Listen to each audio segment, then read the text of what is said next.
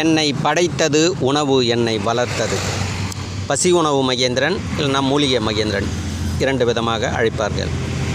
பதிவு நாள் 28 ஜூன் 2026. மழை நீரில் விளைந்த ஓருதழ் தாமரை. இப்போ பாருங்கள், எடுக்கிறதுக்கு வந்தேன். இதை பார்த்ததும் வீடியோ எடுத்துகிட்டு அறுவடை பண்ணலாம், அறுவடையே பண்ணல, புரியுதுங்களா? பாருங்களேன், அதனுடைய விதையெல்லாம் கொஞ்சம் பாருங்கள். ஏன்னா பல பேர் வேகமாக யூடியூப்பில் காட்டுவாங்க. நான் அது மாதிரி காட்டுறதில்ல. ஏன்னா நீங்கள் கொஞ்சம் தெளிவாக தெரிஞ்சுக்கணும். பூ இருக்குதுங்களா, விதை இருக்குதுங்களா, இது தெரிஞ்சுக்கங்க. இது மழை நீரில் விளைந்தது. பாருங்கள், இது பாருங்கள், கீழே பாருங்கள், அப்படியே சத்த குப்பை எப்படி இருக்குது பாருங்கள். உரம் பாருங்கள், எந்த நிலத்தில் பயிர் வச்சாலும் சரி இந்த அளவுக்கு உரம் இருக்காது. இதெல்லாம் எங்கே இருக்குன்னா இந்த இயற்கையாக மழை நீரில் விளையுது பார்த்தீங்களா? அதை இப்போ பாருங்கள், அப்படியே எல்லாமே காட்டுவேன். இந்த மரத்தில் இருக்கிற எல்லா தழையும் விழுதுங்க, விழுந்து அப்படியே மக்குது. இதில் தான் இது பாருங்கள், எருக்க செடி இருக்கும், புரியுதுங்களா? இது எல்லாமே மழை நீரில் இது விளையிறது. வண்டி எல்லாத்தையும் உங்களுக்கு அப்படியே புருப்பு காட்டுறோம் பாருங்கள், புரியுதுங்களா? இது மாதிரி இருக்கிறத முதல் உரிமை இது கொடுங்க. ரெண்டாவது எப்பொழுதும் இது நிறைய பேர் கொடுக்க முடியாது. இது ரொம்ப கடினமானது. இது அறுக்கணும், இது கொஞ்சம் கொஞ்சமாக இருக்காங்க, அறுவடை பண்ணி எடுத்து போகணும். அடுத்து பார்த்தோம்னா இது பாருங்கள், களை செடிலாம் இருக்கும், இதோடு இருக்கணும். இது ஒரு கூட்டு குடும்பமாக இருக்கணும். இது பாருங்கள், இந்த களை செடிலாம் இருக்கணும். இதுங்களுக்கு ஒரு நோய் எதிர்ப்பு சக்தி ஒன்றோட ஒன்று. இப்போ நமக்கு உடம்பு சரியில்லைன்னா நம்ம அப்பாக்கிட்ட பேசுகிறோம், அம்மாக்கிட்ட பேசுகிறோம், தாத்தாக்கிட்ட பேசுகிறோம், பேசி ஒரு மருத்துவம் எடுத்துக்கிறோம்ல, அது மாதிரி இவங்களுக்குள்ளே இருக்குது. இதுதான் காட்டில் இருக்கிற மூலிகை. நிலத்தில் பயிர் வைக்கிறது ரெண்டாவது நிலை. ஏன்னா வெறும் ஒரு தாமரை மட்டுமே இது மாதிரி களை செடியெல்லாம் வெட்டி போட்டுருவாங்க. அவங்க வெறும் ஒரு தாமரை மாதிரி இருக்கும்போது அதில் சத்து கம்மியாக இருக்கும். இன்னொன்று, போர் தண்ணி கட்டினா, கிணத்து தண்ணி கட்டினா உப்பு நீர். இது வெறும் உப்பு இல்லாத மழை நீர் தான் இது குடிக்கும். தமிழர் வேளாண்மை ஞானபிரகாஷ் ஐயா சொல்லுவார், மழை நீர் உணவை முதல்ல கிடைக்கும் பொழுது விடாத வாங்கிக்கோங்க அப்படின்னு ஒன்று சொல்லுவார். அதை தான் காட்டுறேன். இது பாருங்கள், இந்த விதையெல்லாம் நல்லா பாருங்கள். ஒரு செல்லு கூட 5 வருஷம் ஆகுது வாங்கி. என் வீடியோ கூட பார்த்தீங்களா, எவ்வளோ ஒரு டல்லாகுது பாருங்கள். செல்லு வாங்கிறது கூட காசு இல்லை. ஒருத்தர் கருத்து போட்டுக்கிறாரு, பதிவு போட்டுக்கிறாரு. ரொம்ப நான் பில்டப் பண்ணுறேன்னா நான் ஃபோன் நம்பரும் கொடுக்குறேன், புரியுதுங்களா? கருத்து சுதந்திரம் உங்களுக்கு நான் கொடுக்குறேன். அப்போவே நீங்கள் தெரிஞ்சுக்கணும் நான் எவ்வளோ நல்லவன்றது. 100 கிராம் 9,000 போட்டு வச்சுக்கிறாரு அவர் எனக்கு ஃபோன் பண்ணவே இல்லை. நான் ஃபோன் நம்பர்லாம் கொடுக்குறேன், எனக்கு ஃபோன் பண்ணவே இல்லை, விசாரிக்கலாம். அப்படியே ஃபோன் பண்ணியிருக்கலாம், நான் ஒரு ரேட் சொல்லியிருக்கலாம். டவர் இல்லாத இடத்துல அவர் மாற்றி கேட்டிருக்கலாம். திருப்பி 1 முறை 2 முறை 3 முறை 4 முறை கூட ஃபோன் பண்ணிட்டு அப்புறம் கருத்து போடணும். ரொம்ப ஓவராக பில்டப் காட்டுறன்ட்டு 100 கிராம் 9,000 போட்டு வச்சுக்கிறாரு. உங்களுக்கு கூட சொல்கிற மக்கள்களே, பதிவு போடுறதுக்கு முன்னாடி யோசனை பண்ணி போடுங்க. இப்போது 9,000 யாராவது சொல்லுவாங்களா? ஒன்று அவர் மனநிலை பாதிக்கப்பட்ட ஆளாக என்ன ஏதுன்னு தெரியல, ஒன்று அப்படி இருக்கலாம். இன்னொன்று என்னென்னா, அவர் எங்கேயாவது போய் ஏமாந்துருப்பார். அதையும் நான் ஒத்துக்கிறேன். 2 விதமாக இருக்கலாம், எனக்கு தெரியாது. எங்கன்னா போய் ஏமாந்துருக்கலாம். அப்போது அப்படியே மூலிகையும் காமிச்சின்னே பேசுகிறேன்.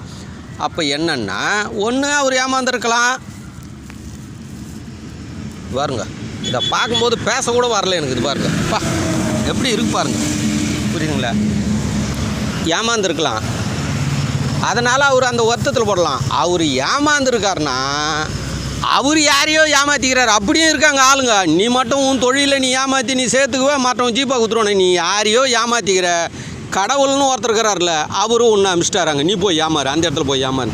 அப்படி ஏமாந்த ஆளும் இருக்கலாம். தெரில, நமக்கு 2 விதமாக அவரை நான் திங்க் பண்ணுறேன். ஒன்று, புரியாத பேசுகிற குரூப்புன்னு ஒரு சில குரூப் இருக்குது. செல்லு கட்டிச்சுன்னா எதனா ஒன்று போடும். அப்படி போடுற ஆளுங்க நம்ம ஒன்றும் பண்ண முடியாது. ஃபோன் நம்பரை கொடுக்குறேன், கருத்து பதிவுறதுக்கு எல்லா வசதியும் உங்களுக்கு கொடுக்குறேன், புரியுதுங்களா? எவ்வளோ பேருக்கு ஒரு 5 வருஷமாக கொடுத்துங்கிறேன், 12-15 வருஷமாக கொடுத்துங்கிறேன். அதில் நிறைய பேர் குழந்தை பிறந்திருக்கு, ஆண்மை பலம் இருக்குது, உடலுக்கு ஆரோக்கியம் கிடைச்சிருக்கு, விந்து கெட்டித்தன்மையாக இருக்குது. பெண்கள் சம்மந்தப்பட்டவங்களுக்கு எவ்வளோ பேருக்கு உடல்கள் நல்லது நடந்திருக்கு, ஆரோக்கியம் கிடைச்சிருக்கு. இதெல்லாம் கொஞ்சம் புரிஞ்சிக்கின்னு பதிவு போடுங்க. ஒரு மண்குளியல், மண்ணை பற்றிலாம் நான் விடுறேன். மண்குழியில் பற்றி ஒருத்தர் சொல்லிட்டார், வடநாட்டிலேருந்து ஒருத்தன் வந்துக்கிறான்டா, பெரிய ஒரு அறிவாளி, மண் முட்டால் இவர் பெரிய அறிவாளி. எங்கிட்ட மண் வாங்கி குளித்து எவ்வளோ பேருக்கு ஆரோக்கியம் வச்சுங்க, அத்தனை பேர் சும்மா இருப்பாங்களா? வேறு ஒரு சேனலில் அது போட்டாங்க பாரு பதிவு, கண்ணாமண்ணான்னு திட்டினாங்க பாருங்கள், அதோட அமைதியாகிட்டார். அதனால் உங்களுக்கும் சொல்லிடுறேன், எங்கிட்ட ஃபோன் பண்ணிவிட்டு தவறு இருந்தால் எனக்கு ஃபோன் பண்ணியே கூட பேசுங்க, ஐயா அது மாதிரி தவறாக இருக்குது, தவறு இருந்தால் மாற்றிங்க. தவறே இல்லாத நீங்கள் ஏதோ தவறுன்னு நினச்சிக்கின்னு போட்டிங்கன்னா மக்கள் கண்டிப்பாக உங்களுக்கு கேள்வி கேட்பாங்க, நானும் பதிவு போடுவோம். இப்போ ஒருத்தர் ஒரு சில சேனல் இருக்கும், கருத்தெல்லாம் போடவே கூடாது, லாக் பண்ணி வச்சுருப்பாங்க, அது தப்புன்னுவோம். நானே கருத்து சுதந்திரம் கொடுக்கணுங்க, அதாங்க நல்ல மனுஷன், நான் உங்களுக்கு கொடுத்து வச்சுக்கிறேன். அதனால் அதே மாதிரி இன்னொன்று புரிஞ்சுங்க, இயற்கை பற்றி புரிஞ்சுங்க. ஒருத்தர் நாட்டு தக்காளி, நாட்டு கத்திரிக்காய் பயிர் வைக்கிறாருன்னா, இப்போ நான் ரேட்டு சொல்லணும்னா இதிலே சொல்லிவிடுவேன். ரேட்டு கொஞ்சம் 50 ரூபா 100 ரூபா ஏறும் இறங்கும், சீசனில் கொஞ்சம் குறையும், சீசன் இல்லாத போது கொஞ்சம் ரேட்டு ஏறும். இதுக்காக தான் நாங்கள் அதில் ரேட்டு சொல்லாதுக்கிறேன்னா ஒரு நிமிஷம் ஆகாதான் எனக்கு இதில் ரேட்டு சொல்கிறதுக்கு, புரியுதுங்களா? இப்போ ஒருத்தர் நாட்டு தக்காளி பயிர் வைக்கிறாருன்னு வச்சுங்களேன், அவர் ஒரு கிலோ 30 ரூபா 40 ரூபா போடுறாருன்னா, சீசன் மகசூல் இல்லைன்னா 20 ரூபா எக்ஸ்ட்ரா வச்சு கொடுப்பார். ரேட் சொல்லிட்டா ஏங்க நீங்கள் தான் யூடியூப்லேயே ரேட்டை சொல்லிக்கிறீங்க, ஏங்க இந்த ரேட் சொல்கிறீங்கன்னா அவரை கேள்வி வைப்பாங்க. ஒன்று ஒரு 20 ரூபா ஏறும் 20 ரூபா குறையும், இவ்வளோ தான், புரியுதுங்களா?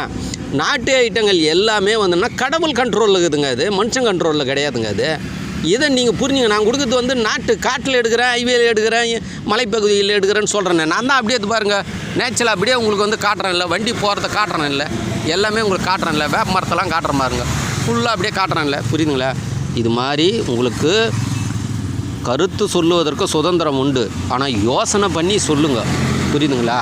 யோசனை பண்ணி இது பாருங்கள், அப்படியே உங்களுக்கு நேச்சுரல் காட்டுறேன் இல்லை. நான் என்ன மூலிகை பண்ணையை வச்சுங்க, நான் பயிர் வச்சுங்க, 10 ஏக்கரா 20 ஏக்கரா வாங்கி உங்களுக்கு நேச்சுரல் அப்படியே காட்டுறேன் இல்லை, புரியுதுங்களா?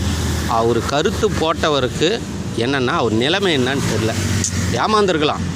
அவருக்கு சொல்கிறேன், நீ யாரையும் ஏமாத்தாதரு, நீ உன் தொழிலை நீ ஏமாத்தினா கடவுள்னு ஒருத்தருக்கிறாரு, அவரு உன்னை ஒரு இடத்துல சிக்க வச்சுருப்பார், நீ ஏமாந்து கூட வாங்கியிருக்கலாம், புரியுதுங்களா?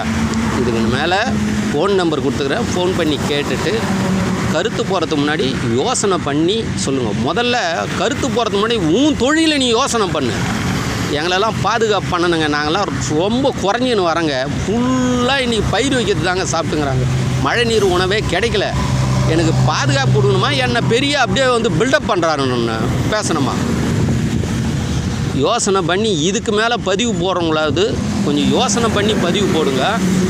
அந்த மண்குழியில் பற்றி ஒருத்தர் போட்டார் பாரு, அவரை காட்டுன்னு காட்டினாங்க, புரியுதுங்களா? அதெல்லாம் உங்களுக்கு நான் சொல்லித்தரேன். அன்னை பூமி தாயே கொச்சப்படுத்தின மாதிரி பேசினார், அது மாதிரிலாம் பேசாதீங்க, தப்பு.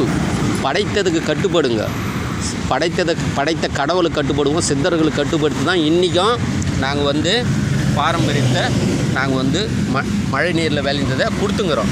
பயிர் வச்சு கொடுக்குறோன்னா கொடுக்கூடாதாங்க, நிலம் இருக்குதுங்க, அதை கொடுக்கறதுக்கு நிறைய பேர் இருக்கிறாங்க, இதை கொடுக்கறதுக்கு தான் ஆள் இல்லை, அதனால தான் அதை கொடுத்துங்கிறோம். இது ஒரு பதிவு எதுக்காகன்னா, ஒருத்தர் கருத்து போட்டதுக்கு பதில் சொல்கிறேன்.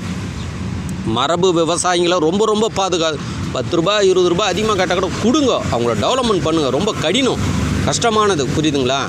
அது இதை தெரிஞ்சு விருப்பப்படுறவங்க வாங்கிக்கிங்க. இல்லை ரேட்டு கம்மியாக வேணும் அப்படின்னா ரொம்ப அடிமட்ட ரேட்லேயுங்குது, அதெல்லாம் உங்களுக்கு பதிவு போடுறேன். எப்படியெல்லாம் ரேட்டு கம்மியாகிறதுக்கான காரணங்கள் என்னென்னலாம் அதெல்லாம் நீங்கள் பார்த்துக்கணும் வாங்க. எங்கிட்ட பவுட்ரு வாங்கி சாப்பிட்டவங்களும் வீடியோ பார்ப்பாங்க, வாழ்த்துவாங்க. அவங்க அவ்வளோ பேருக்கு குழந்தை பிறந்துக்குதுங்க, எவ்வளோ பேர் குழந்தை பிறந்துக்குதுங்க சாதாரண. ஆனால் மழை நீரில் விளைந்த மூலிகையை சாப்பிடும்போது குழந்தை பிறப்பு கரு குயிக்காக நிற்கும், ஆண்மை பலம் நல்லா பெருக்கும். இது புரிஞ்சுக்குங்க, கண்டினியூவாக பார்த்துன்னு வாங்க, டெய்லி வீடியோ வரும். இது விருப்பப்படுறவங்க பவுட்ரு வேணுன்றவங்க தொடர்பு கொள்ளுங்க. எல்லாமே உங்களுக்கு நான் காட்டுறேன். ஃபோன் நம்பர் கொடுக்குறேன், 8939238922 மூலிகை மகேந்திரன். நன்றி, மகிழ்ச்சி.